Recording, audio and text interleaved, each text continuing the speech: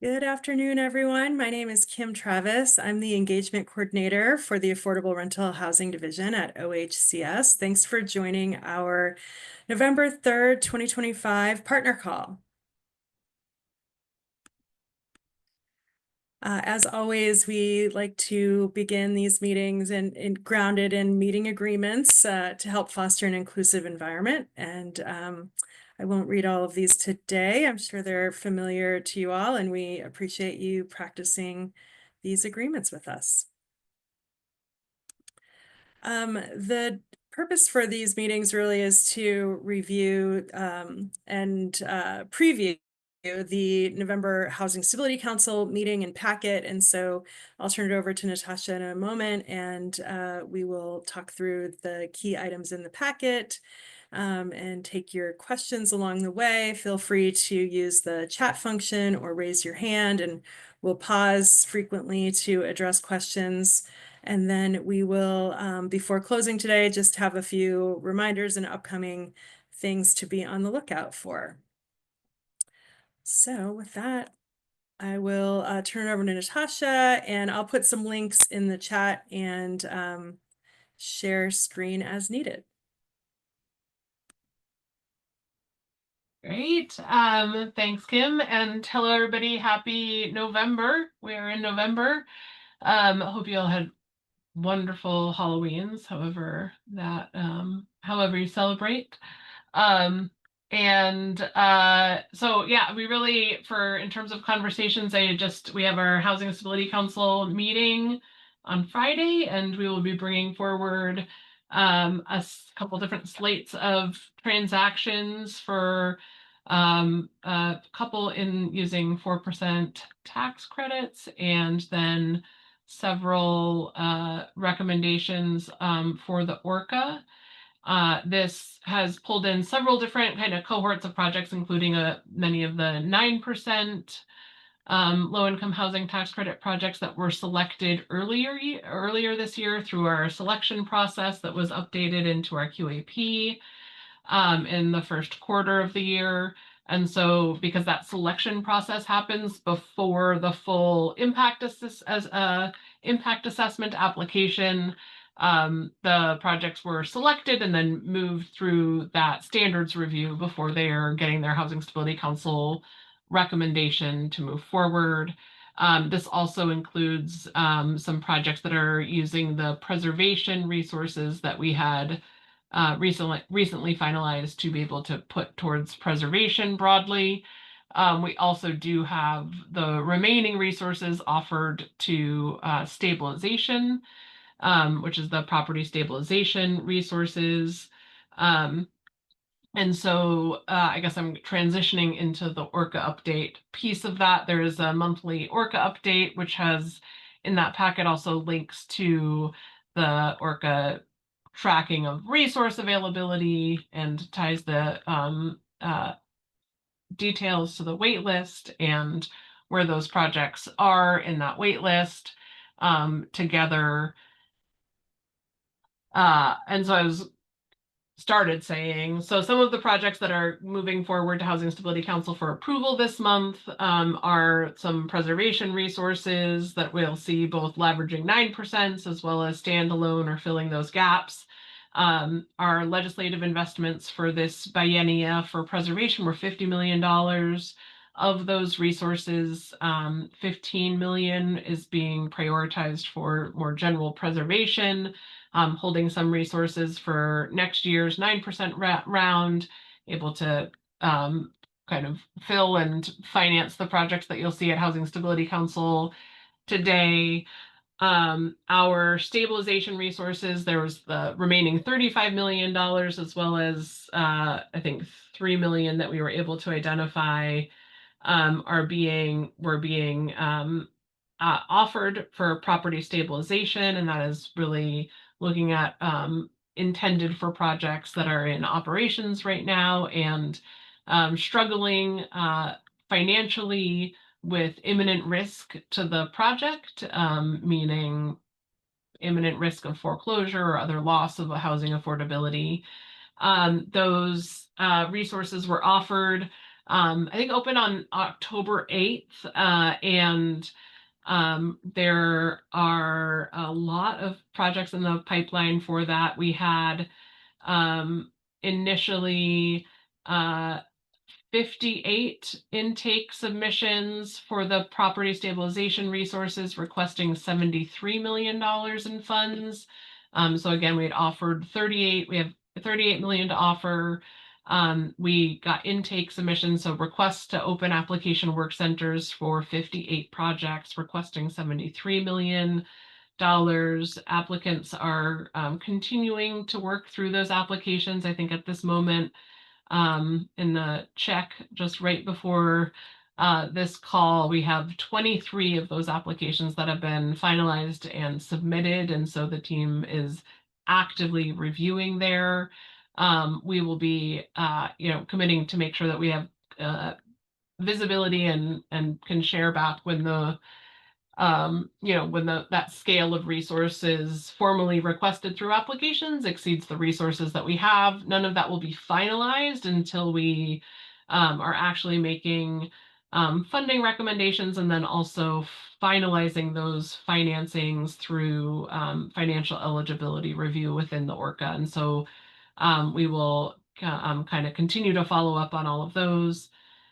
And so maybe I will do a little pause there since we have time, to just see if there's any questions at this point in time that you would make sense to discuss here on the property stabilization um, work and application process. There are certainly the actual ORCA means for asking questions and having the FAQ response, but I just want to pause in case there's other pieces of that conversation you'd like to have here.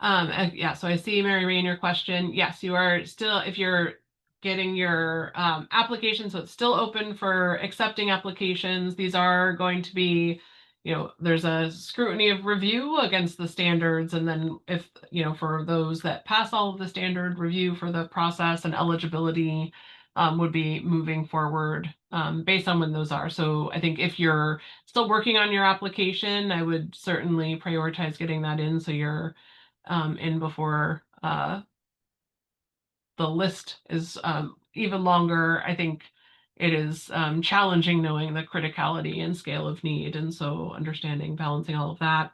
I will say, I think as we've have some conversations and follow through up with lenders. I think just also flagging if you're working on projects that have a bond issuance as the initial financing, certainly also loop in bond counsel.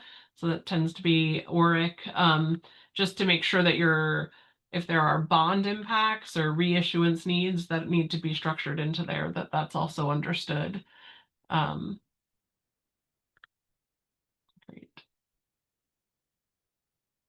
Let's see, I see the question from Ellen on the 9% tax credit. So the 9% selection process, so we selected the projects that would move through ORCA with the 9%, assuming 9% leverage. And so those are, I think that is really largely fully subscribed, the 9% resources. I do think I remember which version of QAP, but I think around now, so through October normally is when we would hold our wait list of 9% to be able to fill in.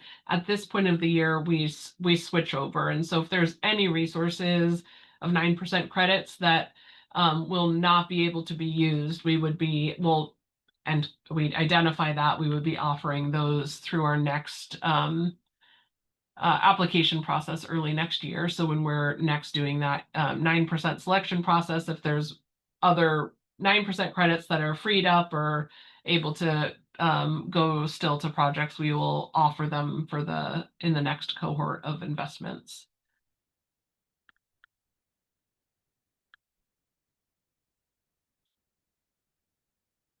And I see, yes, Travis, I see the comment on the first in, first reviewed process. And I think there's, I think that is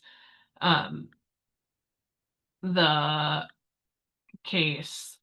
And I think generally we are trying to hold, I think in different types of investments through Orca, there's different strategies that we try to have in hand. I think for the stabilization piece specifically, I think these were resources that we were effectively given the ability to provide investments for organizations that are otherwise going to lose their assets in this biennia. And so the need to quickly deploy those was certainly a primary piece of consideration. I think we have also understanding that if there was organizational work that had not yet been done to be able to understand the financing solvent for your projects, that is likely to take longer than than we have to spend these resources.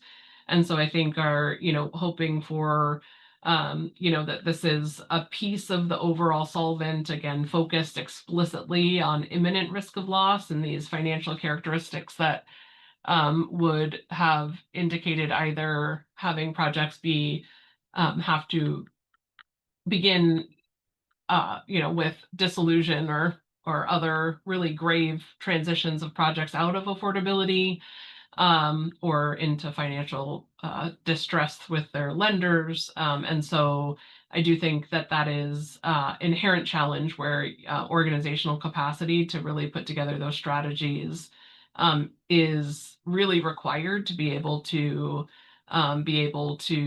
navigate this critical timeline. And I think where you have not, if you are a small organization that does not have that capacity internally, I think I would look towards other supports, whether it be our capacity investments that can be used to be able to bring on consultants or advisors to be able to think about and figure out that restructuring. I think, and I know the bill that was funded was also provided third-party support through the Housing Development Center. And we've, have invested in various asset management training, support, technical assistance resources over the years. And so I think, I guess for those organizations where you're finding that the speed of the investment is going faster and you're really not sure what to do, I certainly would encourage you to reach out and maybe initiate some conversations with our technical advisor team or the asset managers to be able to think about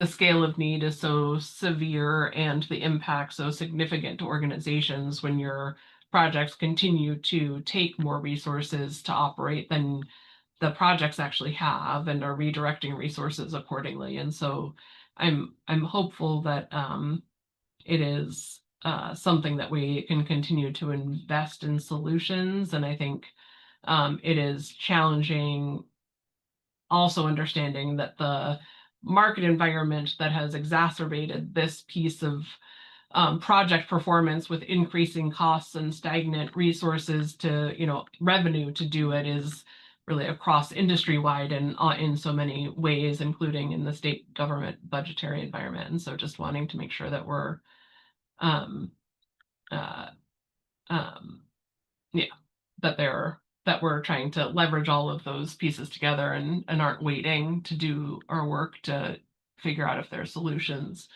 that would be helpful.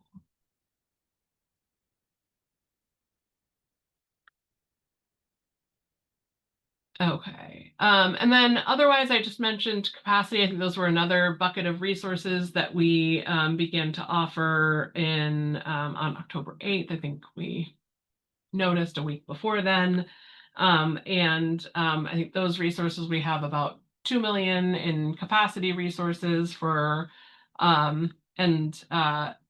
offer. There were,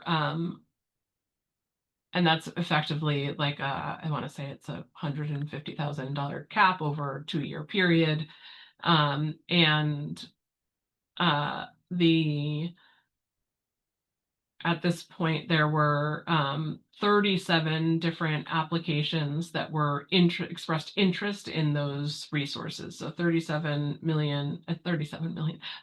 applicants and seeking capacity resources. And it sounded like from this morning that 12 of those organizations have successfully submitted their full applications, and so those are being reviewed. And so I think all of those pieces, both PSI and capacity, I think is showing the scale of interest need, and with a lot of focus on the portfolio and operational stabilization for projects and portfolios moving forward.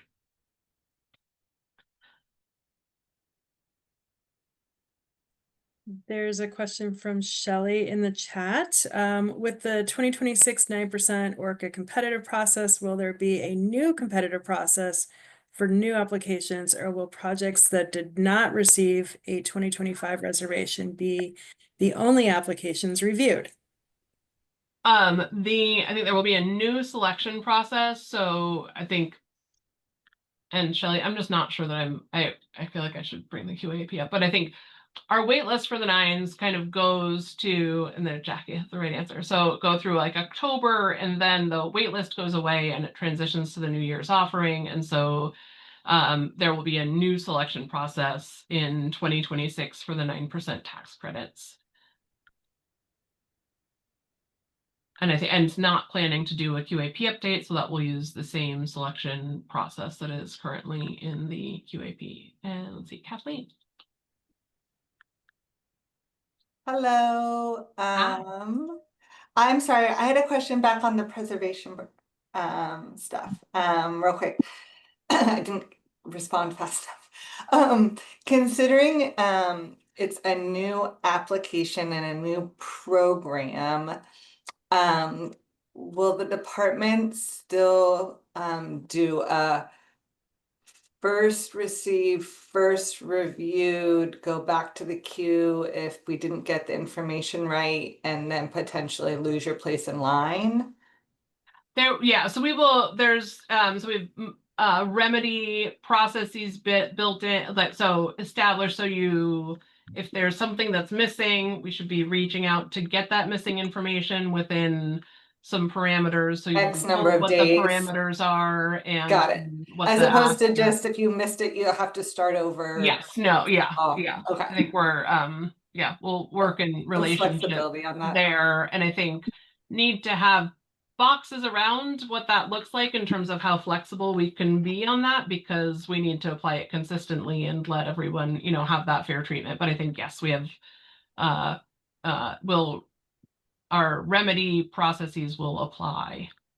Okay, great. That's great, because it would be unfortunate to have different reviewers ask for different things or have it slightly different, and then you end up back in the queue when you're like, it took me so long to get this lender letter or something like that. So that is reassuring. Thank you. And Shelley has her hand up. Go ahead, Shelley. Natasha, sorry I joined late. Did you go over the Housing Stability Council agenda already at the beginning? Yeah, I mean, it's Okay. high level. There's a few 4% transactions, and then there's the ORCA slate, which includes a bunch of the 9% projects that were selected earlier this year. So those 9% projects are ones that were selected in that 9% selection process. We named them at that point in time, but we hadn't done the full impact assessment. So now is when they're coming to council for that reservation. Okay, so I'm a little confused because our project Cascade Peaks went to Housing Stability Council and we got a reservation for the gap money. We have an LOI, we are in financial eligibility. And so I was surprised to see it on the agenda. And then we asked Ken Morrell about it. And he said, oh, they're going back to get your tax credits approved. Now, I don't know if this is something new with Oregon Housing, because normally the director of the department approves the tax credits. They've never been approved by Housing Stability Council. So I don't know if that's new for 9%, because I know they're competitive and, you know, you don't get any more than what you're awarded. And if it is new, are you doing that for 4% credits at our reservation phase? And then, because normally our 4% are set when we submit the final app. So if it changes, would you have to go back to Housing Stability Council? So that's what I'm just a little confused on, why our projects, if you're going to have Housing Stability Council approve our 9% tax credit allocation, because we already got a reservation letter and it already went to Housing Stability Council for the gap. Yeah. Yes, I think there is, I mean, I could wax poet, we'll talk longer about it, but I think effectively what we recognized is our 9% tax credits had usually been named in the motions, and we didn't name the motion in your motion. And since we were bringing the others and naming them, we thought for just consistency, it made better sense to add it. So we also had motions with those 9% credits listed in it to memorialize. And I think when we do a next update on our Housing Stability Council rules, I will kind of add more specificity about that. But I think that it is really just wanting to make sure that we've gotten the same type of documentation across all of them. Because unlike 4% tax credits, where we need to bring for the sake of the bond sale, regardless of any initial approval of the gap financing, we need to bring the bond sale back pretty much right before it is issued. And so that's where these transactions come through. And so that's within the next month, those projects will close. And that's the time when it's really, the private activity bond investment that generates the tax credit, which is kind of being memorialized. So it's really for the direction and the audience of the bond sale that we need to have that finalized application approval for the 4% side. And so when we bring a 4% project where there's other subsidy attached, we've actually brought it twice over the life of that project underwriting. In the case of 9%, we really only normally bring it one time, because that is when that is. And then all of our ability to flex and shift will carry right through, because it's not speaking to a bond sale, it is speaking to our investment of the public subsidy. And so our ability to continue to do that just like we have been will continue to thread through. So I don't know that everybody needs to understand all of that, but I think we are erring on the side of caution, having the 9% credit named in the motion as well, and as well as any paired gap financing, just so that we have that on the record for everything. And I see, Roberto, you popped on screen if you have anything else to add on that. And I think, again, that was largely me saying, let's just try to include it and be consistent so that we don't have a question in the future. But yeah, Roberto. No, it's that, meaning the record keeping, that there is a record where and how we are allocating those tax credits to individual projects.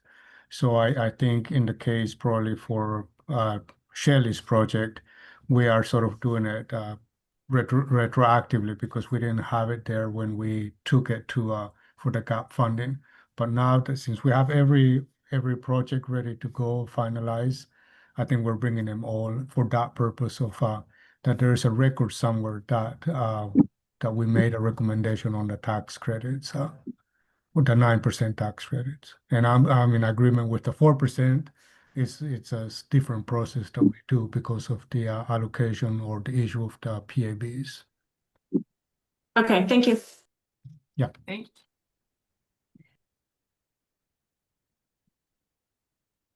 Looks like there's some good data clarifications in the chat.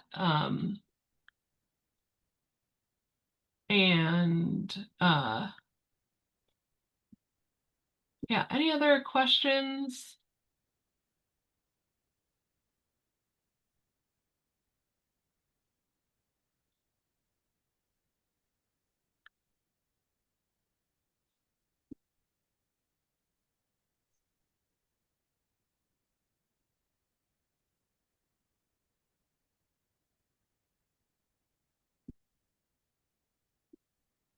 Okay.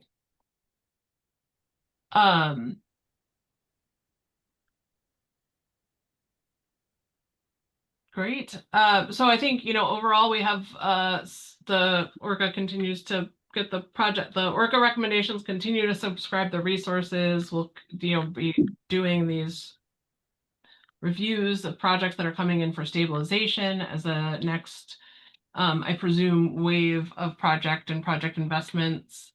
Same for capacity resources and those applications.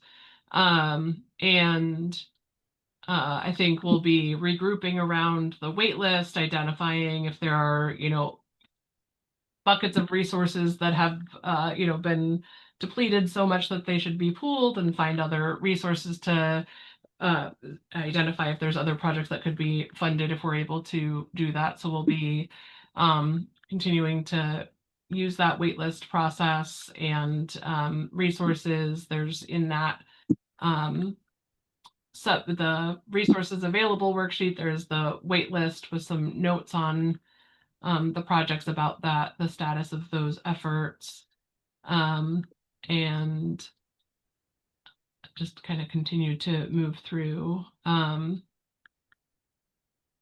I think that's really what we will focus on for this Housing Stability Council meeting, acknowledging that we are in the place of entering upon holiday season. And so I know that we'll be having our December meeting just shortly after Thanksgiving. And so we're figuring out getting ready for that, knowing we'll have a holiday in the middle of our readiness for that.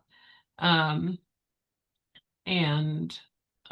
just appreciate everybody continuing to do your work. I know this is not, these are not easy times, and there's a lot that is critical and needing solutions that you're all tackling with and trying to move forward. So really appreciate the active attention and effort and energy for all of it. Kathleen? Hi again. I was wondering if you have anything to report about subsidy layering review and the closing of, and the fact that the federal government is not open right now. And I don't know, if there's just any updates that you guys can provide about that process and kind of interactions with HUD. Yeah, I think in the before government shut down, we were in active conversations with our local HUD office around assuming the role for doing subsidy layering reviews. And so while they have been shut down, we've continued our internal work and diligence around that. I know we'll be talking, Kim and Roberta, you're a little closer to, anyway, we'll be planning to talk to the housing authorities about what that looks like and how we can support that. I think figuring out what's in flight that might be struggling or impacted is something that I would be interested in, but I think are hoping that we can add support to our system by being able to do that work that became challenging for so many reasons, even before the shutdown. And yeah, and Roberto, do you want to add anything on that? The SLR? Yeah, sure. So we've been developing what it would look like and what is required for us to step in, OHS to step in to do the subsidy layering review, and that in concert and collaboration with the housing authorities, because many of them will to provide the vouchers. And so in fact, we have a meeting on the 13th to go over sort of these processes and procedures with the housing authorities. So after that, we'll publish something as to, meaning who's going to do what. I think for the most part, in a lot of cases, with the exception of when we provide home or federal money for the balance of the state, many other cases, it's the housing authority that provides the voucher that also does the environmental review that comes with that. And those are the things that we are discussing, meaning who's taking what. Because we certainly don't have all of the capacity to do the full review plus environmental reviews. But we're stepping in for that purpose of seeing our system to keep working, keep marching. But we're going to need the housing authorities' role in there as well and some collaboration as well. But I think what will come out is we'll probably post this on somewhere on on a website, meaning what and how do we get the information that we need for the review. So that's we've been working on that for a little bit of time now, even before the shutdown. So I think we have a good idea what that looks like, but we need to have that conversation with the housing authorities first. We haven't had that with them yet, other than with the local HUD office that we had some conversations, but we need the housing authorities to be part of it. Thanks for the update.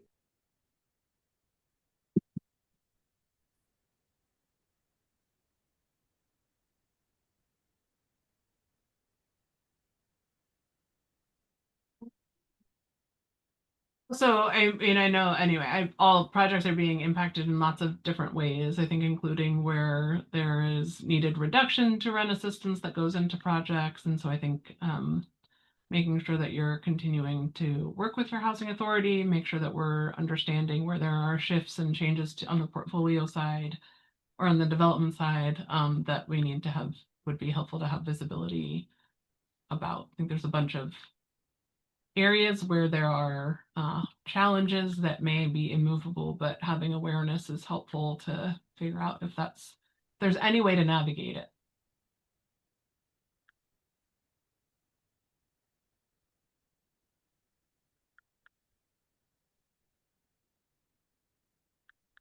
Okay. So I just have a few updates here and things to look out for. There will be a few TAs coming in this next month. We're going to be highlighting new translated compliance forms on our website. We talked about this, I believe, last month, but there is a webinar scheduled for November 19th about PUSH. And so you'll see a technical advisory coming out with a registration link for that PUSH CP technical assistance webinar. And then our next partner call is December 1st.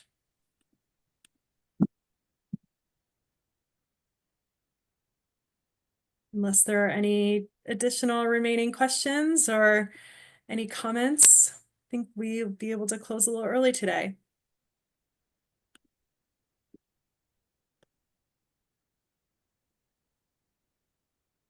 Okay.